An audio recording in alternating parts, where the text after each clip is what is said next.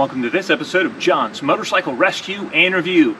Today I'm going to be servicing Honda's 2007 through 2009 Shadow Spirit 750. This is the VT 750 C2. Specific jobs that we'll be covering in this video are the oil and filter change for the bike. We'll also be servicing the rear of the bike and doing a fluid change on that. We'll be doing a front brake fluid change on this motorcycle as well. Additionally, we'll check the air filter on the bike. We'll look at how to do that. I'll also check the charging system health on the bike. We'll also look at the cooling system on the bike and talk about how to check that out and make sure everything is functioning properly. We'll also be doing a safety inspection on this bike. We'll be looking at the tread depth on the tires. We'll be looking for dry rot. We'll also look at the brakes on the bike, the brake pads themselves. We'll also check over the lights on the bike and the horn on the bike and make sure that everything is functioning as it should. And then we'll also look at the controls on the bike as well and talk about the setup of those and making sure that those are functioning properly. As I perform each different job during this service, I will show you the tools that will be needed for that job, and I'll list those. And in the end, I'm going to take this bike out on the road and test drive it and just make sure that everything is functioning like it should. This bike has 19,000 miles on it. It is a new bike to me. I just recently purchased it this week. Every time I buy a used motorcycle, I perform the same service, and I go through it from front to back to make sure that the bike is safe to ride and that I can get out on the road and enjoy it in confidence and hopefully avoid any easily preventable breakdowns. All right, enough talk. Let's get to work. We'll do the oil and filter change first. And for this job, we need a 17mm socket as well as a longer extension for the socket wrench. We will also need a drain pan and 3 quarts of motorcycle specific oil. That's 1030 weight oil. For this job, I use the Honda brand oil, and I also use the Honda brand oil filter for this bike. Prior to performing this job, I took the bike out and fully warmed it up on a test drive, and I brought it back, put it up on the lift, pulled the drain plug out, and let all of the oil drain into the drain pan underneath there. And then I also removed the oil filter on the back of the engine and let that drain for several minutes. The drain plug is mounted on the kickstand side of the bike towards the front of the engine. This job is most easily performed while the bike is up on a lift. This also gives much easier access to the oil filter, which is at the rear of the engine underneath the bike. Once the oil was completely drained out, I inspected my drain plug washer and everything looked good on that, and so I did reuse my drain plug washer. You can always have a new one on hand. If you need one, that's always a good idea. Once the drain plug was reinstalled, I put a little bit of oil in the oil filter. You don't want to put too much in this one because it mounts horizontally, and if you have too much in there, it's going to drain out as you're trying to spin it on. I used some of the fresh oil and wet the seal on the oil filter, and then I reinstalled that by hand. The final step in this procedure is just to add the oil through the engine oil fill hole. With the filter change, this bike took exactly 3 quarts of oil. The next job I'll cover is checking the air filter on the bike, and to do that, there are 5 Allen screws here. Those take a 3mm Allen wrench. Then those are easily removed. You can quickly do that, and then you have complete access to the air filter. When I pulled the air filter out of this one, it looked perfectly brand new. On this bike, the surface that you're inspecting is actually the inside of the air filter. The air comes through the air filter from the inside out to the engine. And so you just want to check the inner surface, make sure there's no debris in there or junk. And this one looked brand new. So I reinstalled that. The next thing to do is look at the tires on the bike, and to do this you need a tire tread depth gauge.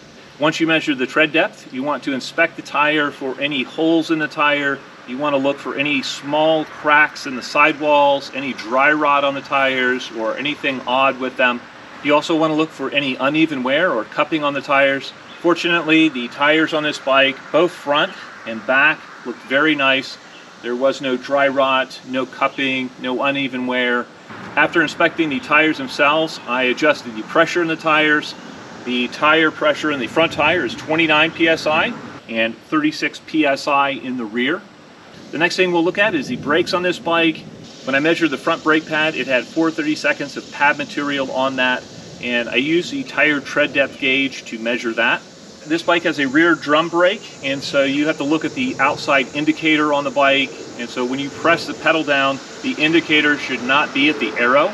And looking at the relationship of where the indicator is and the arrow, this bike probably had new rear brake pads put on it somewhat recently. While I was inspecting the brakes, I noticed that the brake fluid in the front master cylinder looked a little bit dirty. And with this bike having 19,000 miles on it, and with it being a 2009, I thought it was a great idea to replace the brake fluid in the bike. To do this job requires a JIS or Phillips head screwdriver to remove the cover. It also requires a 10mm open end wrench to crack the bleeder valve on the caliper, and you need some brand new .4 brake fluid as well.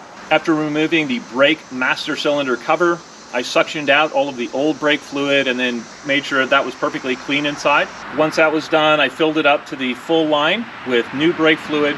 I then installed a clear piece of plastic tubing over the bleeder valve, and I used a 10mm open end wrench to bleed out the system. You want to bleed the system out until you have clear new fluid coming out of the line with no air bubbles in that. Once that was completed, I tightened the bleeder valve and I filled the reservoir to the full level, and then I reinstalled the cap.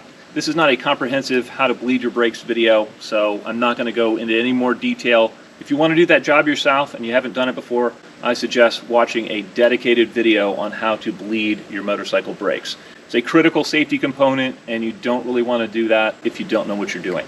The next thing I did was to check the electrical system on the bike, and to start with, I turned the bike on, I let it run, and I checked all of my lights. I want to make sure that the turn signals have running lights in the front, and that means they're always lit when the bike is on.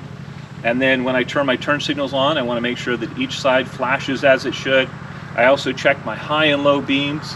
I checked the horn on the bike to make sure that worked. Moving to the back of the bike, I made sure that my running light for the tail light works, and that means it's always on. And then when I hit my brake lights, it gets much brighter. So I check my brake light with my front brake. I also check the brake light when I operate the rear brake, and I check my rear turn signals, and those function properly as well. I also check to make sure that the license plate light, and that's here, that works on the bike. That should always be on. While checking over the electrical system, I pulled the seat off of the bike, and you do that with two 6mm Allen bolts here, and on the other side it also has a 10mm bolt in the back, and so you remove that as well. Once you pull the seat off, there's a 10mm bolt on a cover that sits on top of the battery. You pull that off, you can remove the cover out of the way, and then tighten down your battery terminals. Those were tight, those were good. This bike also had a battery tender lead that was already installed, and so that's one item on the checklist. That looked good. So I buttoned everything back up. I made sure the bike got a green light on my battery tender overnight, and then the next day I got it out, I took it out, and I warmed it up fully. Once the bike was fully warmed up, I used my voltage meter, and I used the battery tender leads, and I checked my running voltage at 3,000 RPM. And when the bike was hot at 3,000 RPM, it made 4.3 volts, and that is perfect. The next system I checked was the cooling system on the bike, and to do that, I actually got the bike fully up to temperature. I took it on a test drive. I let the bike idle in the driveway until I heard the cooling fan on the bike kick on, and then kick off after that. After I got back to the house, I looked up under the bike and I checked the coolant level in the coolant reservoir. That was up to spec, that was up to the line where it should be. The next system on the bike that I serviced was the rear differential. This is a very easy service. The tools that it requires are a 17mm wrench and a 6mm Allen wrench. I highly recommend removing the 17mm fill plug prior to removing the drain plug. That way you're sure that once you get the drain plug out, you can actually refill the rear of the bike. Once I pulled the drain plug and let everything drain out, I inspected my drain plug washer. Everything looked good there, and so I reinstalled the drain bolt. And then while the bike was upright on the lift, I filled the rear with Lucas gear oil. You want to add fluid until it starts to come out of the fill hole. Another thing I serviced while I was in here was my controls, and that is my clutch and my brake levers and the pivot points for those. I actually pulled those pins and lubricated everything, so I have very nice action on both of those now. I also adjusted the clutch lever to the proper factory settings. This is a cable operated clutch, and when you operate the clutch, there should be about 1/4 of an inch of travel at the end ball until the clutch starts to engage. Everything looks good now. When I purchased the bike, the brake lever was pressed up against these throttle cables, and it was actually putting a mark on the brake lever and hampering the brake lever travel. That's not safe, so I have rotated the brake lever to the proper position, and the same with the clutch lever, and I've also rotated the bars back down to the factory settings. So everything is set up as it would have been from factory, and now everything works like it should. One final visual inspection that we'll do is to look at the suspension. We're going to look at the fork legs and make sure that there is no weepage or seepage of oil around the fork seals. Fortunately, those look great on this bike. We'll also look at the rear shocks, and fortunately those look good. I don't see any weeping around the rear shocks either. The final step in this service is to take the bike out on a test drive and make sure that everything runs and shifts and rides like it should. I'll do that quick and then we'll wrap up this video.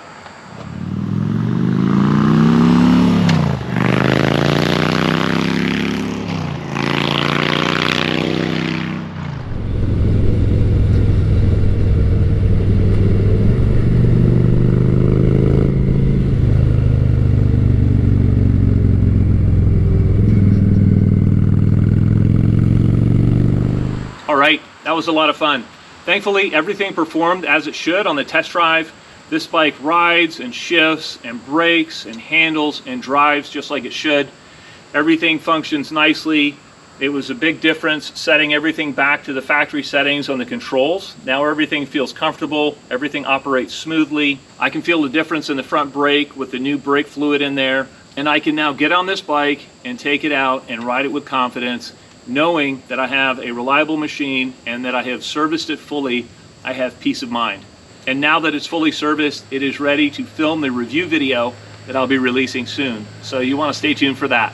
Hopefully, if you have a Shadow Spirit 750, this was a beneficial video for you and you'll have the confidence to tackle some of these services yourself. Well, I'd love to know what you guys think. If any of you out there have a Shadow Spirit 750, please let me know in the comment section below. As always, I hope you found this video entertaining and informative, and until next time, enjoy the ride.